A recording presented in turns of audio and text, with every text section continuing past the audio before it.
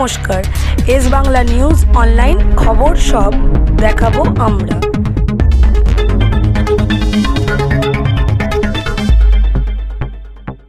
এই মুহূর্তের সবথেকে বড় খবর, ভোট যখন শেষ মুহূর্তে হঠাৎ শ্রীরামপুর মণিকমল হাসপাতাল সংলগ্ন স্টাইল বাজার ও ফার্স্ট ক্রাই শপিং মলে আনুমানিক সন্ধ্যে 6টা নাগাদ ভয়াবহ আগুন লাগলো।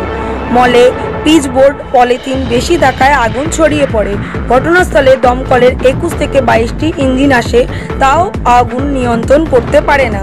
এদিন নির্বাচন থাকায় সমস্ত কর্মীদের ছুটি থাকায় কেউ হতাহত হয়নি।